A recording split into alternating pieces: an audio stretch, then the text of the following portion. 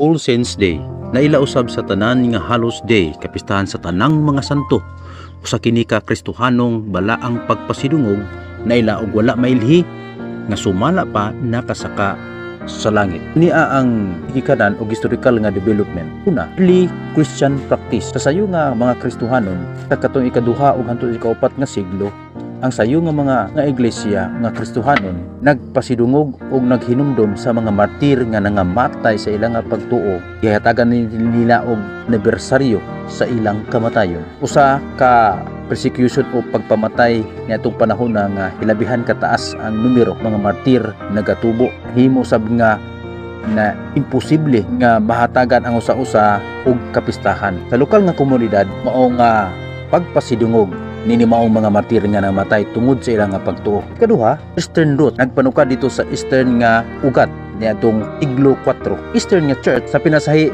diha sa Antioch. Nagselebra sila sa kapistahan sa tanan nga mga martir o 4 ka siglo. Kanunay matunong sa Sunday o Domingo human sa Pentecostes. Ni nga tradisyon nagapadayon sa gihapon dito sa Eastern Orthodox nga mga iglesia karon. Ikatulo, Western development. Nagdevelop dayon dito sa Western nga dapit na ika-city hanto sa 9 ka mga siglo. So dito sa West si Pope Boniface IV sa tuig 608 hangtod sa 615 adua na say nga around 609 hangtod sa 610 sa Common Era gididikar niya ang pantheon dito sa Rome nga kaniadto Roman Temple dito sa Santo ni Maria ug sa tanan nga mga martir. Ini nga mao nga marka mao siya ang una nga opisyal nga selebrasyon sa kapistahan sa tanan nga mga santo dito sa Western nga church. Nagsugod gayud sa Mayo 13 ug hangtod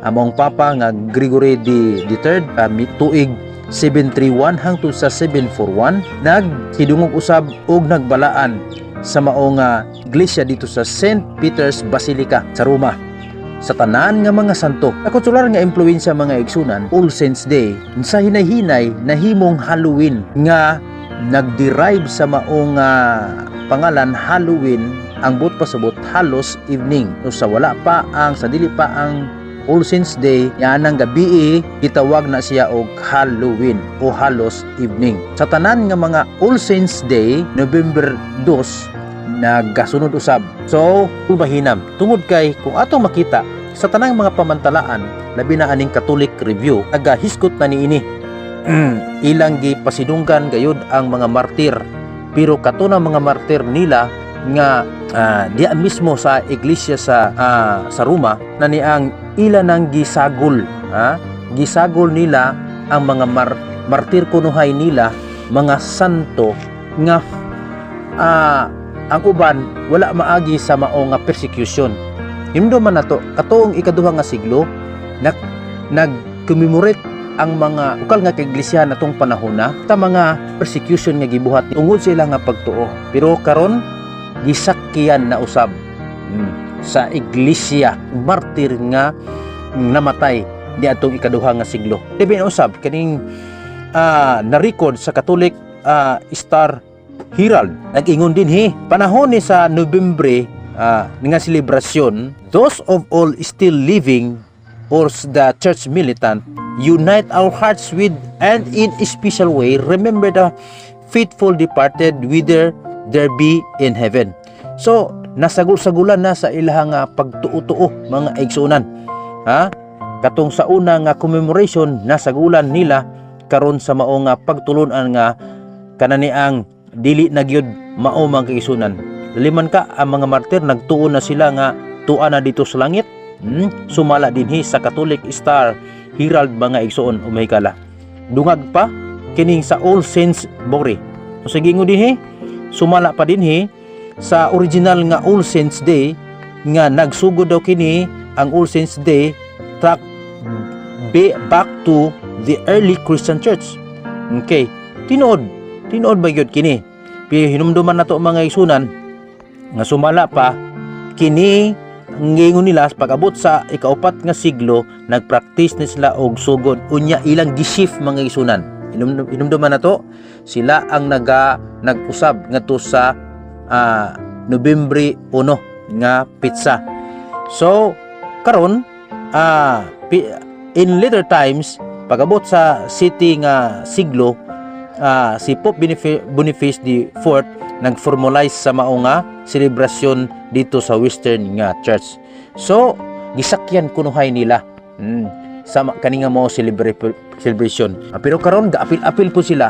Malibog ta. Hinumduman nato ang pinadayag nag-ingon nga kanang iglesia Babylonia ang but pasabot nga kini naghatag og adunay mga pagtulunan nga mga sagol-sagol nga mga kalibog. Muna mga tao karon malibog, matingala ka nga kining All Saints Day dunay pangutana nga kuan ba kini, biblikanhon ba kini? Wala gingon ang Biblia ni ana. Wala ga commemorate ang Biblia ni ana. Usa lang gid gi-commemorate sa Biblia, katagaan nato og commemoration nga adlaw kana ra gyud ang adlaw nga Sabado, balaan. Mao nay nabing balaan. Kanang mga ubang mga adlaw di na gyud na balaan. Kanang All Saints Day di gina balaan man kay sunan. Gibalaan ra gina sa uban. Pero ani ay bugat. Sumala sa kaning Britannica mga isunan. Halloween. Usa man ning Halloween.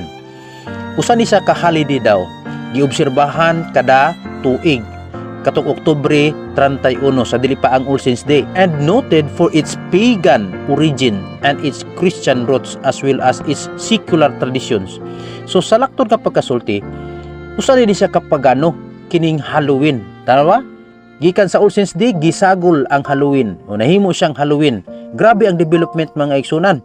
Hangtod sa kadugayan, naghimo sila pumpkin, unya paghuman matingala ka karon nganong duna nay mga wakwak-wakwak, ang dagway sa mga tawo nga laay na kayo ang mintriyo gitagaan og mga pagkaon, ang mga tawo nga to nangamatay na dito o kunya daghan na kayong nagsagol-sagol mga igsunan.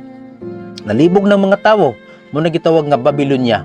Mo na nga ang iglesia nga Babylonia naghatag pod og kanang pagtulod-an nga Babylonian hunpod nga malibog ang tawo. Mo na nga balik ta man kay sunan ang pangutana mao kini, sayop ba nga mag-commemorate ka nini mao nga adlaw sa All Saints Day? Ang tubag dili sayop. Ang sayop kanang musagol na, kanang sagulan na to mga pagano nga mga pagtulunan. Mauna man kay sunan commemorating ni siya sa mga mahal nato sa buhay sa unang panahon nga kung unsa ilang gibuhat nga ni kanato. Okay, labi na ato mga ginikanan nga atong namatay na. Og labi na kato mga martir nga gibuhat sa Inquisition.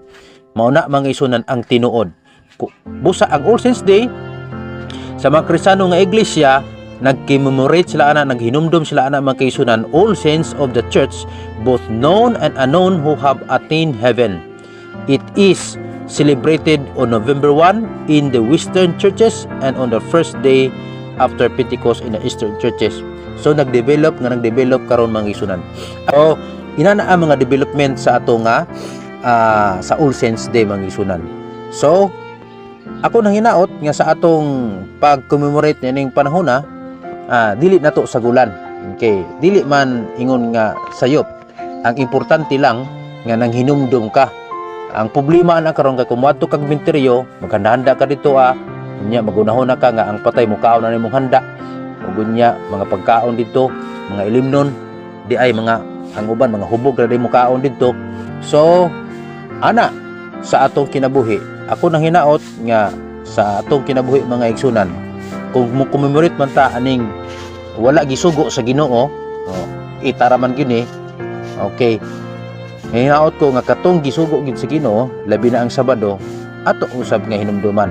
Ingon ning Ginoo sa Exodo 20:8, remember the Sabbath day to keep it holy. Mao ra gina ang gusto sa Ginoo kada semana. So, ang Ginoo magpakamay kanatong tanan, tunod kayon.